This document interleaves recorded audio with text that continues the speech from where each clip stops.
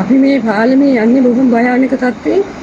අපි දැන් අපේ ජීවිත හානි වෙයිදෝ කියන එකවත් අපි කියන්න බෑ. බලධාරීන්ගෙන් අපි ඉල්ලන්නේ අපිට එකහෙලාම මේ කම්බි පාර්ලිමේන්ත මේ ආධාරයක් කර දෙන්නේ මේක හදා දෙන්නේ කියලා වයසක අයවත් දැන් මේක යන්න දෙන්න ඕනේ. පවුල් 500ක් විතර ගෙවල් වල සිටිනවා.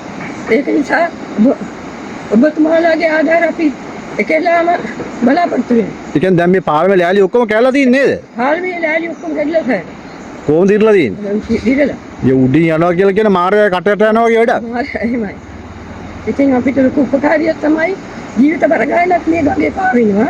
ඔව්. ඒක නිසා අපිට ගොඩට එන්න ඕනේ.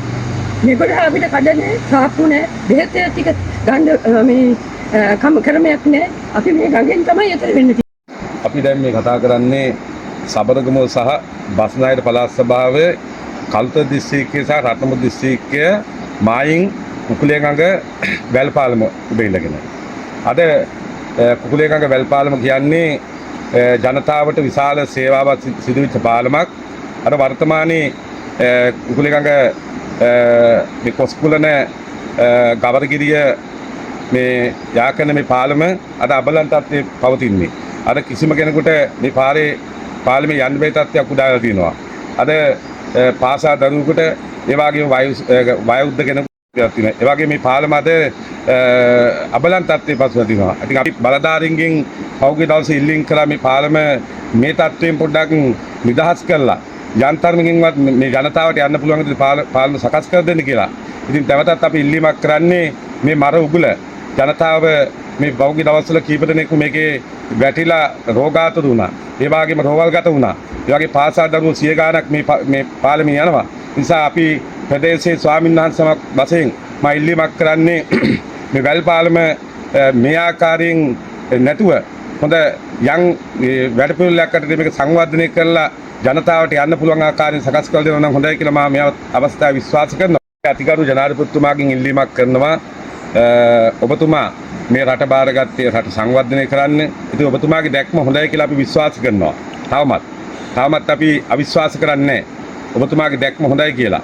ඉතින් ඔබතුමාගේ ප්‍රතිපත්ති ප්‍රකාශනයේ තියෙනවා මෙවැනි දුප්පත් ජනතාව වෙනුවෙන් වැඩපිළිවෙල සකස් කරනවා කියලා. ඒ නිසා අපි අතිගරු ජනාධිපතිතුමාගෙන් ඉල්ලීමක් කරනවා කළුතර දිස්ත්‍රික්කයේ සහ රත්නපුර දිස්ත්‍රික්කයේ අගලවත්ත මැතිවරණ කොට්ටාසේ සහ අයගම මැතිවරණ කොට්ටාසේ දෙක අතර මේ තියෙන මේ කුකුලේගඟ වැල්පාලම වෙනුවට මහ ජනතාවට යන්න පුළුවන් ගැමි ජනතාවට යන්න පුළුවන් පාලමක් නිර්මාණය කර දෙන්න කියලා.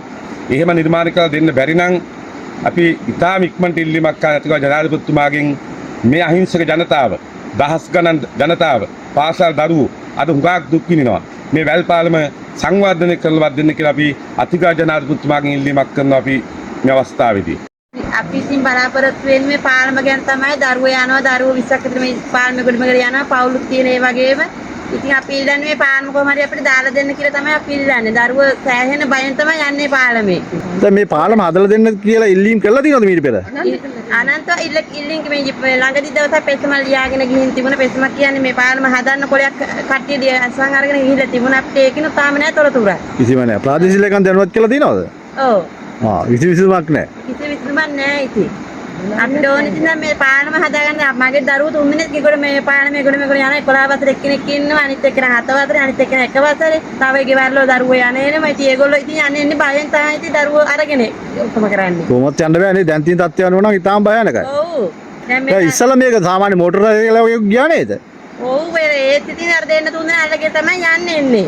දැන් මගේ දරුවා මේ ඉපරේද පාන පාලේ වැහිලිවිලා මේ බෙහෙත් තරංග ආපු ලසින් ඉපරේදාට ගිහින් අතරලා ඉඳලා. 9 7 අතර. ඔව්. එයින් බේරුණ ඇති හැබැයි.